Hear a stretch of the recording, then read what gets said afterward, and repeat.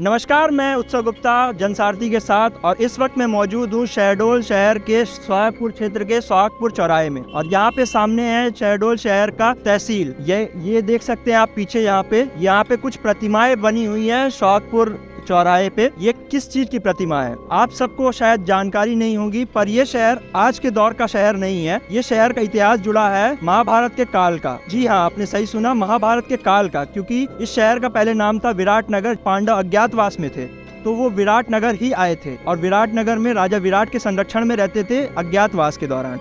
यहाँ पे जैसे कि आप प्रतिमा में देख सकते हैं, यहाँ पे पांडवों की प्रतिमा बनी हुई है और यहाँ पे एक पीछे वृक्ष दिख रहा होगा, वृक्ष की प्रतिमा। यहाँ पे उसमें कुछ शस्त्र लगे हुए हैं। ये क्या चीज़ है, ये किस चीज़ के शस्त्र है, ये क्यों यहाँ पे लगे हैं और ये किस चीज़ को प्रतीक करते हैं? कहा जाता है कि ये जो वृक्ष की जो यहाँ प्रतिमा लगी है, ये समी वृक्ष कहा जाता है। ये पांडव काल में ये वृक्ष को यहाँ पे शहडोल शहर में खोजा गया था, उन्हीं के गुरुदेव के द्वारा, और उनका द्वारा संदेश दिया गया था कि आप अपने अज्ञात काल में यहाँ पे ही अपने शस्त्र को रखें। और यहीं से उनका अज्ञातवास शुरू हुआ था। अपनी अज्ञातवास को जारी रखने के लिए उन्होंने यही समी वृक्ष खोजा था, जो समी वृक्ष इस पूरे शहर में एक लौता ही है। कहा जाता है कि ये जो समी वृक्ष है ये 500 साल से भी पुराना है।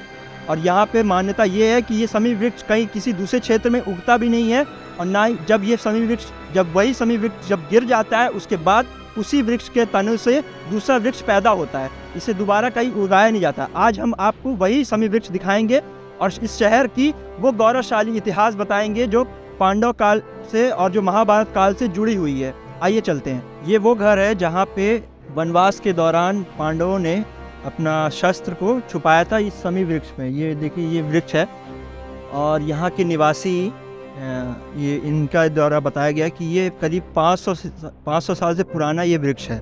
और ये कई इनकी कितने पीढ़ी हो गए, करीब 3-4 पीढ़ी हो गए। तो आइए पहले इनसे बातचीत करते हैं, इस वृक्ष के बारे में जानते हैं कि ये वृक्ष की क्या मान्यता है और ये वृक्ष के बारे में जो बोला गया है, ये समी वृक्ष के बारे में, क्या ये सच है कि नहीं? मेरा नाम शंकर दास वर्मा है, पिता स्वर्गीय बद्दू वर्मा। कितने पीढ़ी से आपके यहाँ?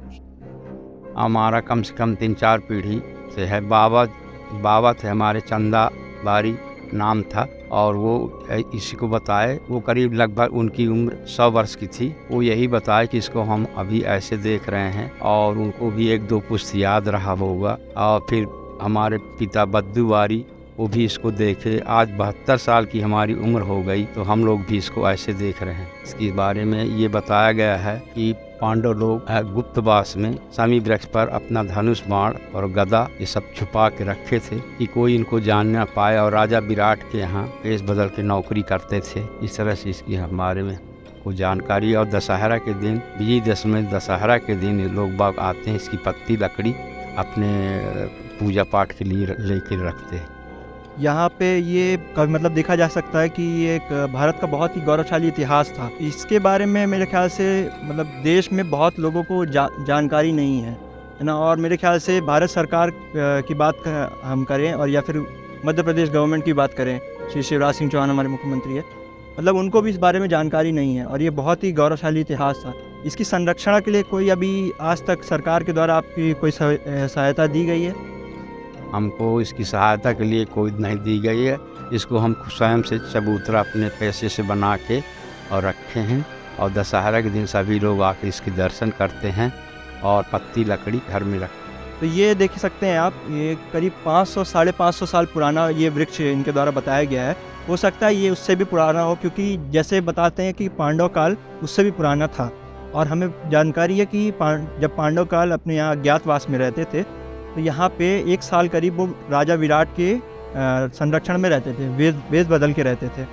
और जिस तरीके से ये बता रहे कि ये बहुत ही गौरवशाली इतिहास था, और फिर भी इसके बावजूद भी ना भारत सरकार को इसकी जानकारी है, और ना ही कह सकते हैं कि इसके बारे में मध्य प्रदेश सरकार, श्री शिवराज सिंह चौहान मुख्यमंत्री जी हमारे, उनको जानकारी है। इतने बड़े इतिहास को भुलाया जा रहा है। ये आज यहाँ पे लोग इसके बारे में भूलते जा रहे हैं। आज आने वाली पीढ़ियां इसके बारे में बात करना छोड़ दी है। इन ग्रंथों में जैसे इसमें भविष्य पुराण में लिखा है, इसी वृक्ष के बारे में लिखा है। कह सकते हैं ये जो वृक्ष है, ये वृक्ष खाली पूरे इस इलाके में एक ही वृक्ष है, और ये वृक्ष दोबारा उगता नहीं है। मतलब यहाँ की जलवायु उसके अनुकूल नहीं है। और यहाँ पे एक मान्यता और भी है, यहाँ पे शायद जैसे कि भोपाल को झीलों का शहर बोला जाता है, उसी तरीके से शहडोल जो विराटनगर था ये तालों का शहर है। यहाँ पे एक मान्यता है कि जब वनवास के दौरान जब यहाँ पे पांडव रहते थे, उस दौरान पे भीम हर एक दिन नया तालाब खोदते थे, और साथ ही साथ वहाँ पे कौरव की तरफ से एक राक्षस भेजा जाता था। जैसे कि वो वनवास में थे तो वो अपने शस्त्र का इस्तेमाल नहीं कर सकते थे उस राक्षस को मारने के लिए, तो वो राक्षस आए दिन उस हर एक नए तालाब में वो जहर डाल देता था ताकि वो अपना वनवास को तोड़ दे और वो आगे फिर 1 साल और बढ़ जाए। उससे बचने के लिए हर अगले दिन जो भीम थे वो उसके बाजू में नए तालाब को खोदते थे।